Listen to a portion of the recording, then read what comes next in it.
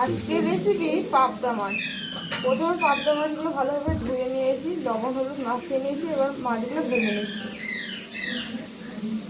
কড়াইয়ে তেল দিয়ে দিয়েছি, তেলটা গরম হয়ে গেছে। এবার মাছগুলো এক এক করে ভেজে নিচ্ছি।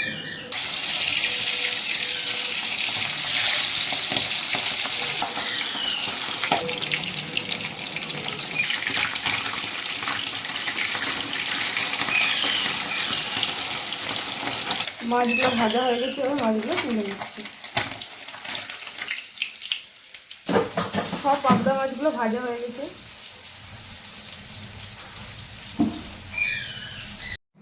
এবার তেলের মধ্যে কালো জিরে ফোড়ন দিচ্ছি আর কাঁচা লঙ্কা দিচ্ছি।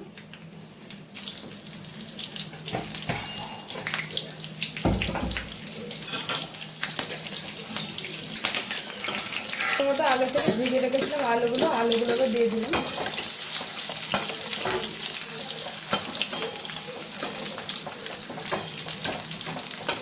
এখানে সর্ষের পেস্ট আছে, সর্ষের পেস্টটা আগে থেকে জলের মধ্যে ভিজিয়ে রেখেছিলাম। এবার এই জলটা দিয়ে দেবো।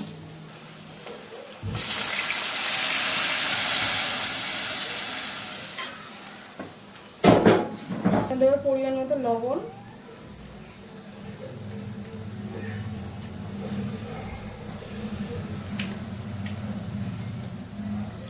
আর হলুদ গুঁড়ো দিয়ে দিলাম। পোস্তটা আগে থেকে বেটে নিলাম, এবার পোস্তটা দিয়ে দেবো।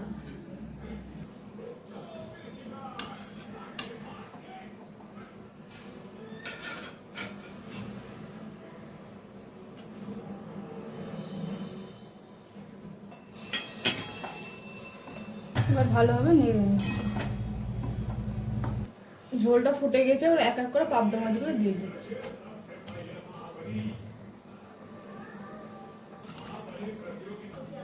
পাবদা মাছগুলো সবগুলো ঝোলের মধ্যে দিয়ে দিচ্ছি। তৈরি হয়ে গেছে আমাদের সর্ষে পাবদা পোস্ত। এবার নামিয়ে নিচ্ছি।